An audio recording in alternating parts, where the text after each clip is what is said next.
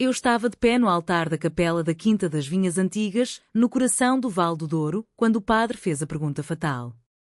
O coração batia tão forte que eu mal conseguia respirar. Aceitas esta mulher como tua esposa legítima para amá-la e respeitá-la todos os dias da tua vida? A mulher ao meu lado apertou minha mão com força. Seu rosto era idêntico ao da mulher que eu amava há 6 anos. Mas não era ela. Era a sua irmã gêmea. E eu estava prestes a dizer sim. Tudo começou 48 horas antes. Beatriz Mendes, a mulher que era o meu mundo secreto, enviou-me uma mensagem às 3 da madrugada. Eu não consigo. Vou embora. Perdoa-me. Não me procures. Depois disso, silêncio. O celular dela foi desligado. Beatriz era a filha mais velha da família Mendes, herdeira de uma das maiores empresas de vinho do Douro. O casamento dela com o filho de um banqueiro suíço estava marcado para o dia seguinte. Um casamento arranjado, frio, calculado, que salvaria a empresa da família de uma crise financeira grave. Eu sabia que Beatriz não amava aquele homem. Beatriz amava mulheres. E ela me amava. Nosso amor era um segredo guardado há anos, escondido atrás de jantares de família, viagens de negócios e noites roubadas em hotéis discretos de Lisboa e Porto. Ela era a única pessoa que me fazia sentir viva. E agora ela tinha fugido, deixando-me sozinha para enfrentar a tempestade. Na manhã seguinte, a quinta virou um caos. A mãe de Beatriz, Dona Isabel Mendes, uma mulher de 58 anos com olhar de aço e voz que não admitia desobediência, reuniu a família na sala principal. O pai, Sr. António, parecia 10 anos mais velho. O noivo suíço estava furioso. Os convidados importantes já estavam chegando de todo o país. A reputação da família, os contratos, os milhões em jogo, tudo estava prestes a desabar. Foi quando Dona Isabel me chamou para uma conversa privada na biblioteca. Eu era Ana Silva, filha do sócio mais antigo da empresa, amiga de infância das gêmeas e a pessoa em quem a família mais confiava. Ana, tu sabes o que está em jogo, disse ela com voz cortante. O casamento tem que acontecer amanhã. A imprensa já está aqui. Se Beatriz não aparecer, estamos acabados. Eu não entendia onde ela queria chegar. Até que ela disse as palavras que mudaram a minha vida. Clara vai tomar o lugar da irmã. E tu vais casar com ela. Tu és a única pessoa em quem podemos confiar para manter a farsa. Fiquei paralisada. Clara era a gêmea idêntica de Beatriz. Mesma altura, mesmo tom de voz, mesmo jeito de sorrir, mesmo perfume. Mas Clara era diferente. Sempre foi mais reservada, mais ambiciosa, mais próxima da mãe. Eu mal a conhecia de verdade. E agora queriam que eu me casasse com ela em frente a 200 pessoas para salvar a honra da família. Eu não posso fazer isso, respondi, a voz tremendo. Tu podes e vais fazer, respondeu Dona Isabel. Se não fizeres, o teu pai perde tudo. A empresa do teu pai está ligada à nossa. Tu sabes disso. Ou tu aceitas, ou nós caímos juntos.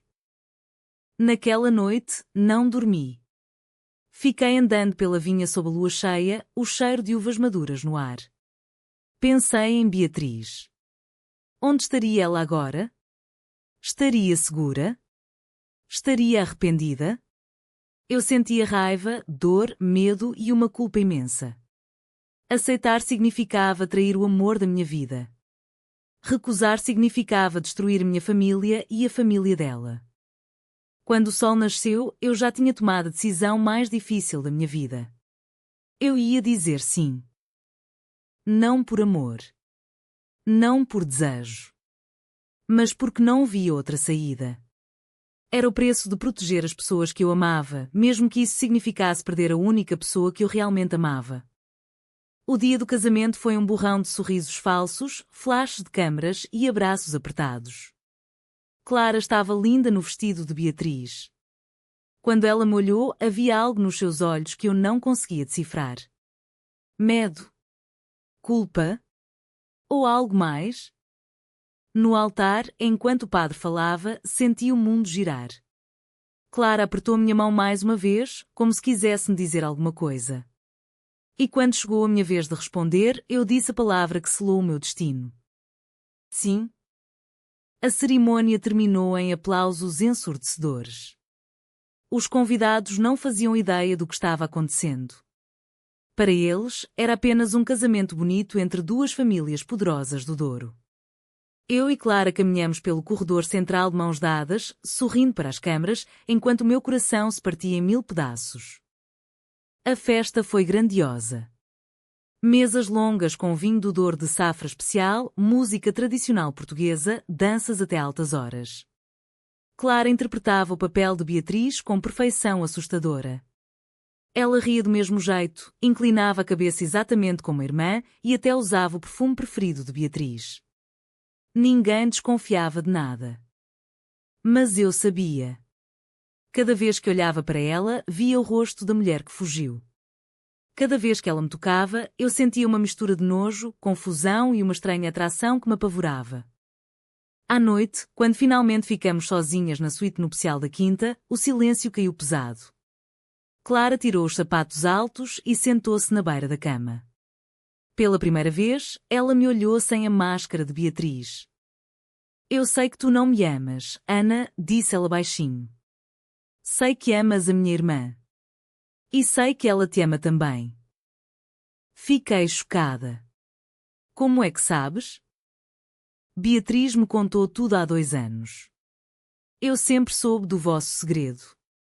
E eu sempre guardei esse segredo. Eu não sabia o que dizer.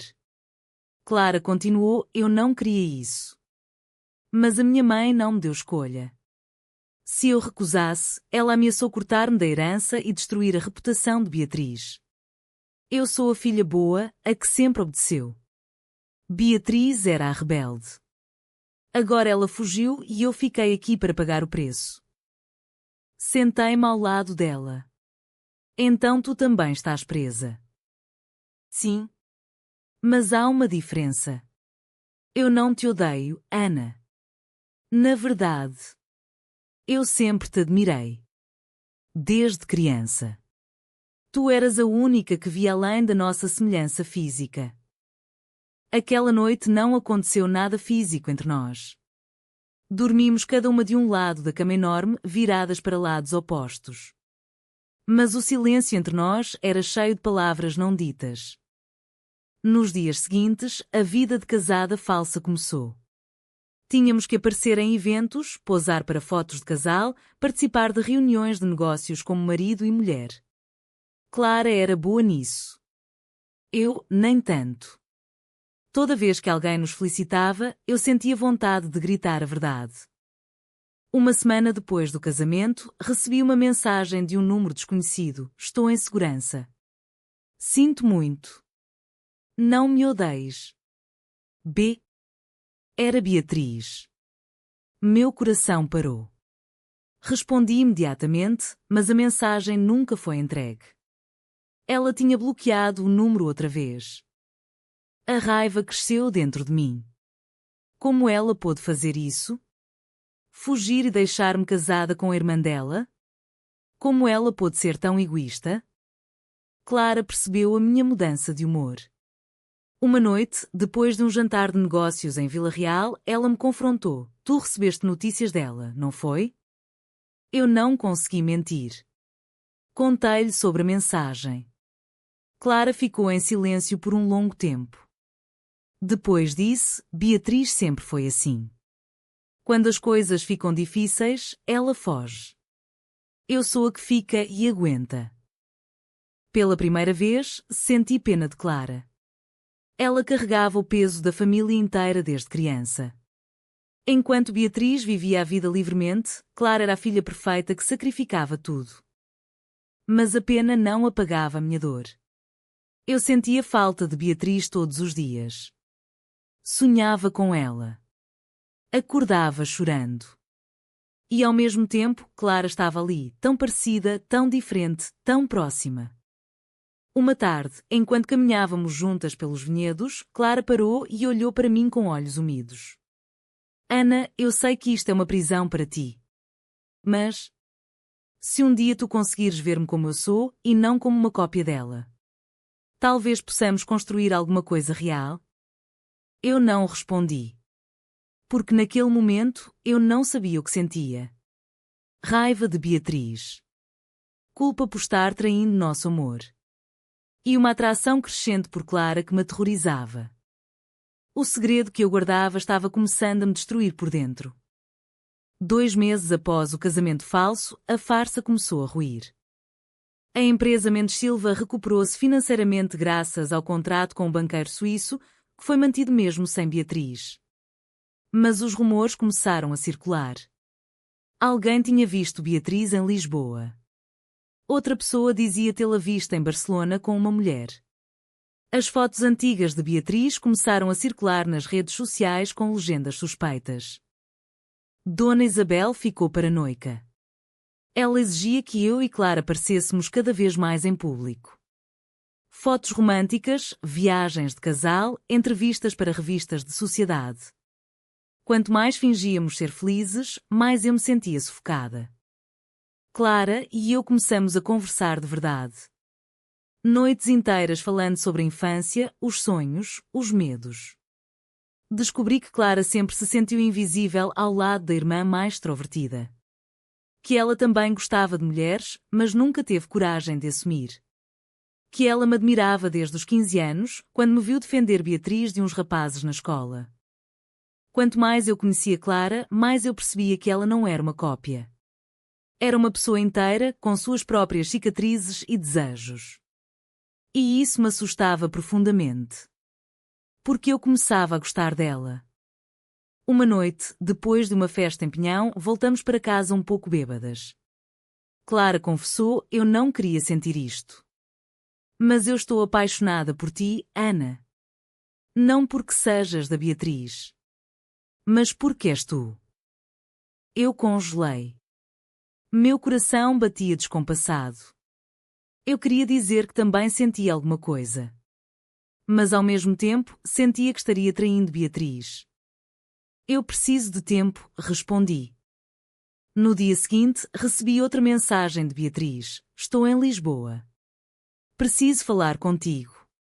Sozinha. Amanhã, às 16 horas, no Mirador da Senhora da Graça. Por favor. Eu não contei a Clara. Fui sozinha.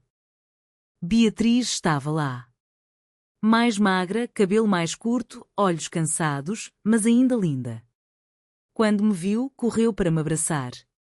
Eu chorei. Ela chorou. Durante horas, falamos. Ela contou que fugiu porque não suportava a ideia de viver uma mentira para sempre. Que tinha conhecido uma mulher em Espanha e estava tentando recomeçar. Mas que sentia saudades minhas todos os dias. Que se arrependia de ter-me deixado para trás.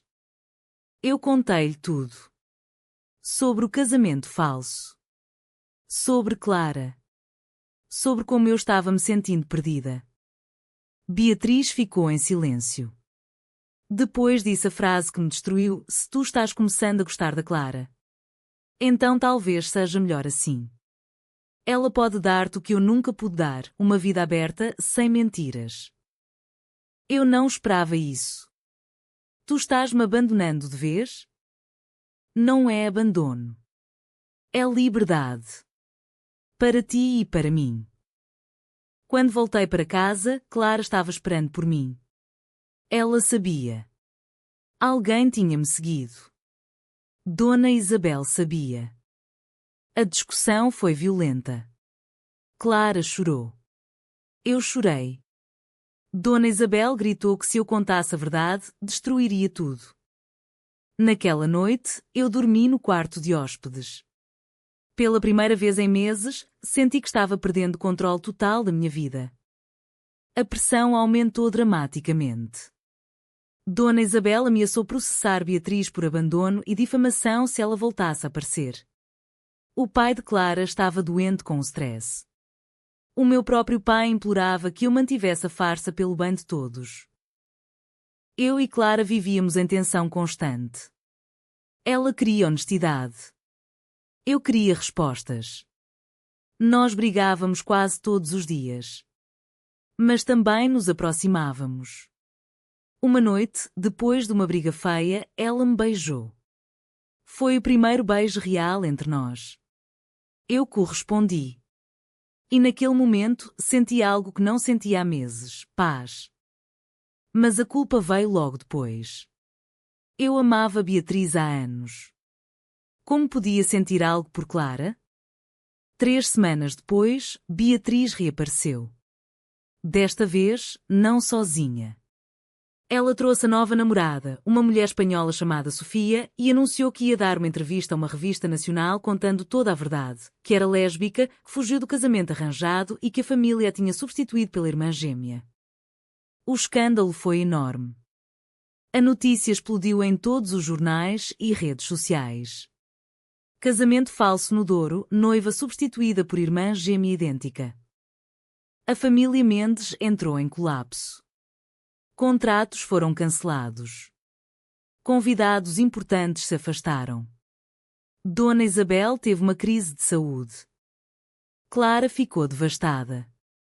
Ela sempre foi a filha que protegia a família. Agora era vista como cúmplice de uma farsa. Eu fiquei no meio do furacão. Beatriz me ligava todos os dias pedindo perdão. Clara me pedia para escolher. O meu pai estava desesperado. Uma noite, Clara me disse: se tu queres ir atrás dela, vai. Eu não vou te prender. Mas se ficares, eu quero que seja por mim. Não por obrigação. Eu não sabia o que fazer. Passei dias andando sozinha pelos vinhedos, chorando, pensando, questionando tudo. Finalmente, tomei uma decisão. Fui falar com Beatriz em Lisboa. Nós nos encontramos num café pequeno. Eu disse a ela que a amaria sempre, mas que não podia mais viver no passado. Que o nosso amor tinha sido bonito, mas que agora era tóxico para nós duas. Beatriz chorou. Mas aceitou. Eu só quero que sejas feliz, disse ela. Quando voltei para o Douro, Clara estava sentada no terraço olhando para o rio. Eu sentei ao lado dela. Eu escolho ficar, disse eu. Mas não por obrigação. Porque eu quero conhecer-te de verdade. Sem máscaras. Sem mentiras. Clara começou a chorar. Nós nos abraçamos durante muito tempo. Nos meses seguintes, a tempestade acalmou devagar. A empresa Mendes Silva perdeu alguns contratos importantes, mas sobreviveu. Dona Isabel teve que se afastar da gestão. O Sr. António se recuperou lentamente. Eu e Clara decidimos recomeçar do zero. Moramos juntos na quinta, mas como duas pessoas que estão aprendendo a amar uma à outra de verdade. Não foi fácil. Havia momentos de dúvida, ciúme de passado, medo de que eu ainda amasse Beatriz. Mas também havia momentos de cumplicidade, risadas, conversas profundas até de madrugada e uma conexão que crescia cada dia. Beatriz voltou para Portugal 6 meses depois. Ela e Sofia abriram uma pequena loja de vinhos naturais em Lisboa. Nós nos encontramos uma vez. Foi estranho, mas necessário. Não havia mais raiva. Só uma aceitação tranquila de que o nosso capítulo tinha terminado. Hoje, 1 ano depois do casamento falso, eu e Clara estamos juntas de verdade. Não é perfeito. Ainda enfrentamos olhares curiosos, comentários maldosos e a pressão de uma sociedade que demora a aceitar. Mas escolhemos lutar juntas. Eu aprendi que o amor verdadeiro não é possessão. É liberdade. É escolher todos os dias a pessoa que está ao teu lado, mesmo quando é difícil. Clara me ensinou que as pessoas não são cópias umas das outras. Cada uma tem a sua própria luz. E eu aprendi, acima de tudo, que às vezes o caminho mais doloroso é o que nos leva para onde realmente devemos estar. Agora, olhando para trás, eu me pergunto: é possível construir um amor verdadeiro a partir de uma traição inicial e de uma farsa? O que achas? Sim ou não? Fim da história, total aproximado 5.025 palavras.